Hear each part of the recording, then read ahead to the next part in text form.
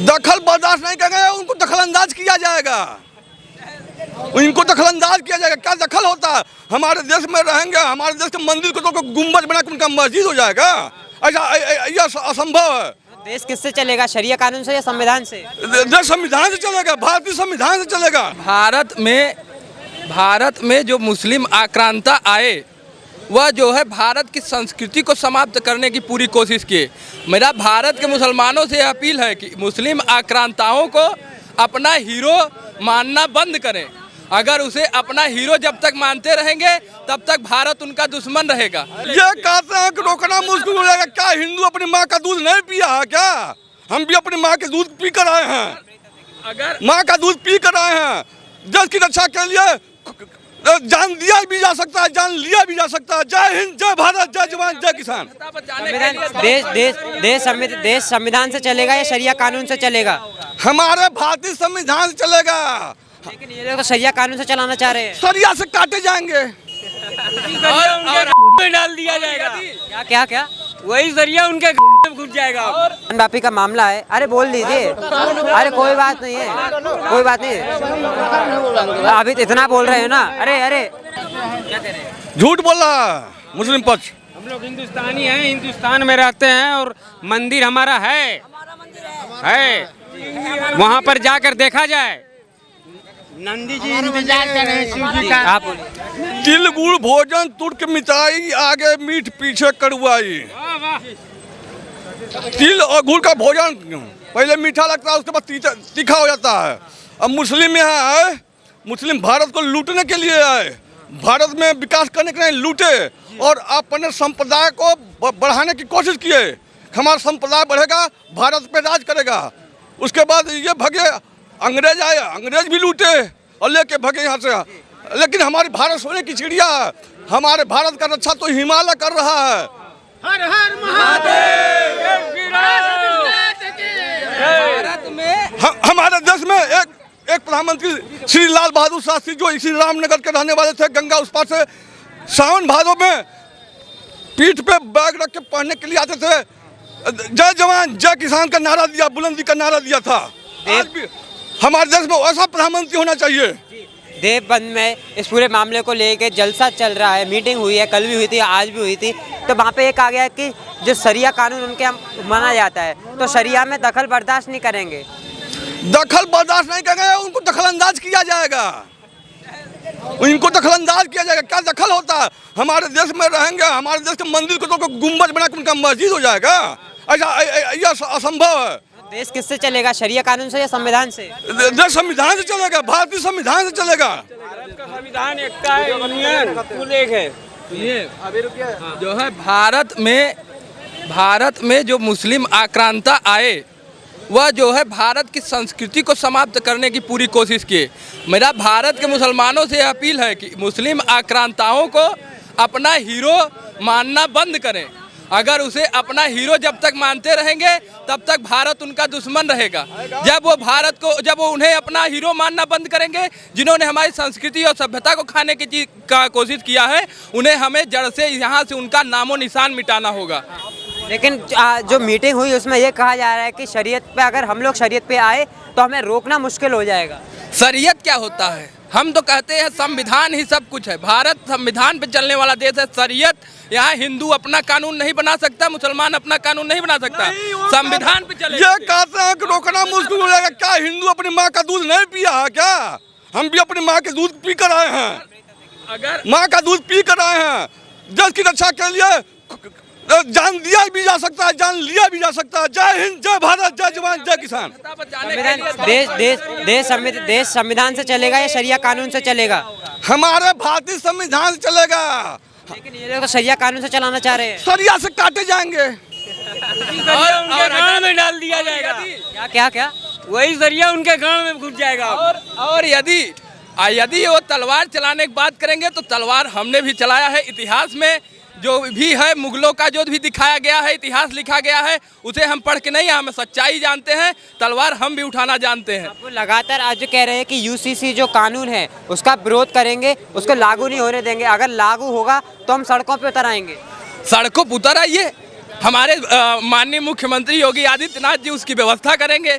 आप सड़क पे उतरेंगे तो हम उसकी योगी आदित्यनाथ जी उसकी व्यवस्था करेंगे। आपको सड़क से हटाने का काम हमारे माननीय मुख्यमंत्री कैसे होता है वो अच्छी तरीके से जानते हैं। वो लोग ये भी कह रहे हैं कि ज्ञान वापी मामला जो है वो संविधान का उल्लंघन किया जा रहा है। वो कोर्ट का मामला है, एक न्यायालय जो आदेश करेगा वो सबसे सर्वोपरि है। हम न्यायालय के आदेश को समझेंगे। ज्ञान वापी का मामला है, अरे बोल दीजिए, अरे कोई बात नहीं है, कोई बात नहीं है, अभी तो इतना बोल रहे हो ना। अरे वो बोलने लायक है नहीं ना बोलेंगे। क्यों बोलने लायक क्यों नहीं है? बोलने लायक है नहीं। जो मुस्लिम आक्रांताओं को अपना हीरो मानता हो वो क्या भारत में बोलेगा? जो अरे हमारे देश में वीर सपूत तमाम पैदा हुए, महाराणा प्रताप हुए, महाराज पृथ्वीराज चौहान हुए, उनके इतिहास में उनकी गणना कीजिए। कर्णावती जैसी वीरांगना पैदा हुई जो कि हजार औरतों के 1000 छतरानियों के साथ आहुति दे दी जलते चिता में अपनी सम्मान की सुरक्षा के लिए। लेकिन ये लोग तो अपने आप को औरंगजेब से जोड़ते हैं, अपने आप को औरंगजेब से जोड़ेंगे, जब तक जोड़ेंगे तब तक हम उन्हें तोड़ेंगे। जब तक वो अपने आप को औरंगजेब से जोड़ेंगे तब तक हम उन्हें तोड़ेंगे। औरंगजेब को अपना पिता माने, अपना अब्बा माने, उससे हमें कोई फर्क नहीं पड़ता। हम बाबा विश्वनाथ के भक्त हैं, हमें विश्वनाथ जी का सब कुछ चाहिए। ठीक है, ये बनारस काशी जो है बाबा की नगरी है। हर हर महादेव। ज्ञान वापी पे जो विषय चल रहा है कोर्ट में चल रहा है, लेकिन ये देवबंद में 5000 लोग इकट्ठा हो रहे हैं, इसका मतलब क्या है? मतलब ये है कि यदि आप उसे बनाने के विरोध में आएंगे तो हम समर्थन में आके खड़े होंगे। अगर आप विरोध करने के लिए सड़क पे उतरेंगे तो हम समर्थन करने के लिए हम भी सड़क पे उतरेंगे। बस यही है और कोई बात नहीं। 5000 लोग 2 दिन इनकी ये जलसा चला, मीटिंग चली, 2 दिन चली, 5000 लोग 2000 लोग इकट्ठे हो रहे हैं। कौन से भाईचारे की बात हो रही है चार दीवारी के? भाई वो दंगाई विचारधारा के लोग हैं, दंगाई विचारधारा के लोग हैं, ऐसे ही खड़े रहेंगे। हम जानते हैं उन्हें। इस पूरे मामले में पीएफआई का जो कनेक्शन है वो भी सामने आ रहा है जी। पीएफआई का नाम सुना होगा, एक संगठन है, उसका नाम भी सामने आ रहा है। ये तमाम संगठन अभी तो छुपे छुपे हर एक मदरसे से एक संगठन निकलने वाले हैं। आप उसको छोड़ दीजिए। तो इस पूरे मामले में आप इन लोगों को क्या कहेंगे? हम कहेंगे कि आप शांति से व्यवस्था कायम करें, जो हमारा है वो हमें दे दे, आपका हम लेने के लिए नहीं है। हम अपना छोड़ेंगे नहीं, आपका लेंगे नहीं। इन्होंने एक चीज़ और कही कि पहले बाबरी मस्जिद पे ज्ञान वापी, मथुरा, उसके बाद कुतुब मीनार वगैरह, ताजमहल वगैरह, तो ये सब करके जो सरकार है वो देश के मुसलमानों को डरा रही है, धमका रही है, उकसा रही है। भारत में भारत का सरकार हो चाहे उत्तर प्रदेश की सरकार हो, उन्होंने जो भी कार्य किया है उसमें अगर मैं कहूँ तो सरकारी लाभ का जो योजना है सबसे अधिक अगर किसी ने उठाया है तो वो सिर्फ माइनॉरिटी ने उठाया है और किसी ने नहीं उठाया। आखिरी सवाल सर मैं ये पूछूंगा कि जो मुस्लिम पक्ष है वो लगातार ये कह रहा है कि देश में जो भारत सरकार है, भाजपा सरकार है, वो हिंदुओं की सरकार है और मुसलमानों पर जुल्म कर रही है, मुसलमानों को डरा के रख रही है देश में। भैया आप भी देख रहे हैं, हम भी देख रहे हैं, यही बात हमने आपसे कहा कि जो भी सरकारी लाभ है कहीं डराने नहीं है। सरकारी लाभ, सर्वाधिक लाभ जो है वो मुस्लिम पक्ष को मिला है, चाहे वो आवास हो, चाहे वो अन्य योजना हो, कुछ भी हो, सबसे अधिक लाभ उन्होंने उठाया। बहुत बहुत धन्यवाद सर। सर ज्ञान वापी पे जो पूरा मामला चल रहा है उसको आप किस तरीके से देख रहे हैं? पहले तो बताना चाहूँगा मैं एक अधिवक्ता हूँ और इसलिए मैं यही कहना चाहूँगा कि न्यायालय का जो भी फैसला होगा वो हमें मंजूर होगा। और जहाँ तक आप देख रहे हैं लगातार जो भी सबूत निकल रहे हैं वहाँ पे हिंदू धर्म के कई प्रतीक मिले हुए हैं, तो इसलिए मैं कहना चाह रहा हूँ कि मैक्सिमम इसमें ये है कि हिंदू धर्म के पक्ष में ये फैसले जाएंगे। आप कह रहे हैं कोर्ट में इसकी सुनवाई चल रही है, लेकिन देवबंद में तो 5000 मुसलमान इकट्ठे होकर मीटिंग कर रहे हैं, इसका क्या मतलब समझाया जाए? मीटिंग का कोई मतलब नहीं है, जो भी है वो भारतीय संविधान के अनुसार ही होगा, जो भी है वो न्यायपालिका के तरफ से ही होगा। मीटिंग करने से संख्या बल से कोई भी फर्क ना पड़ा है ना पड़ेगा। लेकिन वो तो ये कह रहे हैं कि शरिया कानून में हम दखल बर्दाश्त नहीं करेंगे। शरिया कानून में दखल वो नहीं बर्दाश्त करेंगे, अपने संविधान में दखल हम बर्दाश्त नहीं करेंगे। तो देश जो है शरिया कानून से चलेगा या संविधान से चलेगा? देश संविधान से चलेगा और यूनिफॉर्म सिविल कोड भी जल्द से जल्द लागू होगा। आपने यूनिफॉर्म सिविल कोड की बात की, उस पर भी चर्चा हुई इस पूरे मीटिंग के अंदर, तो ये कहा गया कि यूसीसी का विरोध करिए और हम इसको लागू नहीं होने देंगे। अगर ये लागू होता है तो हम सड़कों पर उतरेंगे। सड़कों पे उतरने से कोई मतलब नहीं है, जो भी बात होगी वो संविधान कानून के अनुसार ही होगी। और ये अपना हिंदुस्तान बहुत ही अच्छा मुल्क है, यहाँ पर जो है सारे काम संविधान से होते हैं। धर्म के आधार पर कोई फैसले यहाँ लिए नहीं जाते हैं और उम्मीद रखता हूँ संविधान के अनुसार ही सारे काम होंगे। ज्ञानवापी पे कल कोर्ट में सुनवाई है, तो कल जो है दोनों पक्षों को सबूत सौंपे जाएंगे जो सर्वे की टीम ने इकट्ठे किए थे। एक तरफ जो हिंदू पक्ष है वो दावा कर रहा है कि जो सबूत है उनको सार्वजनिक कीजिए, दूसरी तरफ मुस्लिम पक्ष कह रहा है कि सबूतों को सार्वजनिक मत कीजिए। आखिर मुस्लिम पक्ष को डर किस बात का है अगर वो फुवारा है, जैसा कि मुस्लिम पक्ष कह रहा है कि वो फुवारा है? जैसे मेरे अकॉर्डिंग तो अगर फुहारा होगा तो उसमें एक बार पानी डाल के दिखाया जाए, अगर पानी निकलता है तो वहाँ फुहारा माना जा सकता है। पर अभी तक जो है जो रिपोर्ट आई है इसके अनुसार मालूम चला है कि उसके साथ छेड़छाड़ की गई है। उसको फुहारा का शक्ल देने के लिए उसके ऊपर से उसके अंदर छेद किया गया है। मदनी मोहम्मद मदनी, मैं नाम बता रहा हूँ पूरा नाम। अगर बोला जाए अगर जुल्म कर रही, चलो मैं एक पल को उनका स्टेटमेंट को मैं बॉकट नहीं करता हूँ, तो भैया 61 साल से इस हिसाब से उनके स्टेटमेंट के हिसाब से हमारे हिंदू धर्म को भैया कहीं ना कहीं दबाया गया। आप ये बताओ मेरे को, अगर भैया 9 साल में 8 साल में अगर एनडीए उनके ऊपर अगर एक्यूज़ कर रही है तो भैया हमें दबाया गया फिर ना। और दूसरी बात भैया, अगर शरिया कानून की बात अगर ये लोग करते हैं, मैं बिल्कुल मना नहीं कर रहा हूँ, आप मानो शरिया, तुम्हारी शरिया में क्या बोला गया है भैया? उनके शरिया में क्या बोला गया है? अगर कोई चोरी करे तो उनके हाथ काट दो, ठीक है। अगर भैया कोई अगर गलत निगाह करे तो भैया उनके आँख फोड़ दो। अगर किसी महिला के साथ अगर रेप किया जाए तो भैया उनके प्राइवेट पार्ट को आप काट दो। तो अगर आप भैया पहले शरिया अपने धर्म में आप अप्लाई करो तो शरिया की बात आप करो ना। अगर भैया उनके यहाँ ये सारी चीज़ें होएंगी तो देश जो है वो शरिया से चलेगा, संविधान से चलेगा? मैं वही बता रहा हूँ भैया, ऑब्वियसली संविधान से चलेगा। अगर संविधान से नहीं चल रहा होता, अगर संविधान से नहीं चल रहा था तो आज जितनी ने बोलने की आज़ादी है ना वो आज़ादी नहीं दी गई होती। 3 तलाक के भैया अगेंस्ट में लंबा ऐसा भैया ट्रैफिक निकल गया था इन लोगों के हिसाब में, कितने लोगों की गाड़ी छुट्टी होगी, कोई कुछ बोलने गया। अकबरुद्दीन ओवैसी अगर संविधान को माने होते, आर्टिकल 14-15 को माने होते तो ऐसा स्टेटमेंट 2013 में नहीं आया होता उनका कि 15 मिनट के लिए पुलिस हटा दो। अगर संविधान के हिसाब से तो अभी उन्हें भैया सिंपल सी बात है जेल में रहना चाहिए था ना भैया उन्हें पैरोल मिलता, ना भैया उन्हें एंटीसिपेटरी मिलती। जलसा हुआ, इसमें एक बात सामने होने कल के मौलाना मदनी ने कही कि जो शरिया है उसमें हम दखल बर्दाश्त नहीं करेंगे। भैया जलसा होते रहता है, कहाँ नहीं जलसा होता, आप ये बताओ।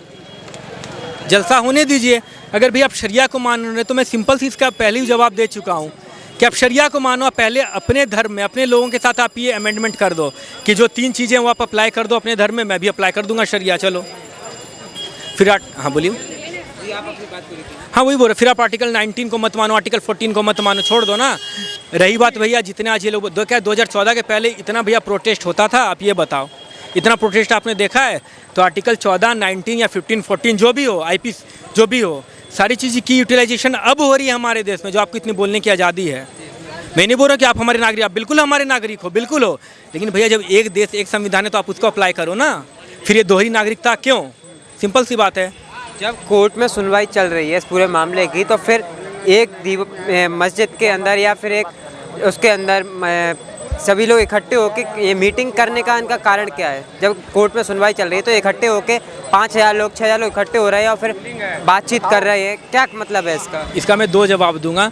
अगर मैं एक संविधान, क्योंकि मैं खुद एक LLB हूँ, ठीक है, मैं खुद एक लॉयर हूँ, तो मैं पहले जवाब दूंगा अगर न्यायपालिका के अधीन है तो आप रहने दो, फिर क्यों ही परेशानी मची पड़ी है भैया, आने दो फैसला। अगर मैं बेंगा हिंदुइज्म बोलूँगा, बेंगा हिंदू, तो भैया हर कोई जान रहा है वो क्या था, मेरे को बोलने की ज़रूरत नहीं है। स्ट्रक्चर उठा के देख लो ना क्या ही है भैया, हम तो बोले सारी कुड़ाई कर लो। फिर अगर तुम्हें इतनी परेशानी हो रही है, शिव निकले तो भैया मेरे शव निकले तो तुम्हारे, इससे ज़्यादा मैं खुल के क्या बोलूँ भैया। तो कहा जा रहा है कि जो ज्ञानवापी मामला है वो संविधान का उल्लंघन किया जा रहा है। हाँ भैया 1991 जो वर्शिप एक्ट है कोई उल्लंघन नहीं है। अभी भैया सुप्रीम कोर्ट में इसके लिए हमारे एक, मैं नाम नहीं लूँगा, हमारे एक ब्राह्मण समाज से, हिंदू समाज, सनातन समाज, मुझे चुनौती दी गई है। अगर भैया उसमें कोई अमेंडमेंट होती है तो लोअर हाउस अपर हाउस दोनों उसमें कंप्लीट तरीके से उसे मैंडेट से पास करा के रेजुलेशन ले आएंगे। रेवत रेजुलेशन की तो अयोध्या में क्या हुआ था, अगर सरकार चाहती है NDA, मैं नहीं बोल रहा मैं एक BJP वोटर, मैं बिल्कुल नहीं बोल रहा हूँ, अगर भैया हमारी सरकार चाहती ना तो रेजुलेशन पास करा के भैया मंदिर बनवा लेती, वो क्यों न्यायपालिका के अधीन रही? तो अभी तो न्यायपालिका के पास है ना, रहने दीजिए न्यायपालिका के पास, क्या परेशानी है? सिंपल सी बात है, न्यायपालिका को करने दो फैसला। उसके बाद अगर पहले इन्होंने बोला कि लोअर कोर्ट में सुनवाई नहीं होनी चाहिए, भाई उनके पास 25 साल का एक्सपीरियंस है जो जज हमारे हैं, ठीक है, ऑनेबल जज, सॉरी। अगर भाई तो इन्हें फिर सुप्रीम कोर्ट में चुनौती दी गई, फिर उन्होंने लोअर कोर्ट को दिया हमारे। अगर लोअर कोर्ट फैसला देगी तो ये लोग, मैं आपको आज बता रहा हूँ, डेट आप ले लो, ये सुप्रीम कोर्ट जाएंगे। और अगर सुप्रीम कोर्ट कहीं ना कहीं अगर मंदिर के पक्ष में फैसला देगी तो ये बोलेंगे न्यायपालिका हमारी सही नहीं है।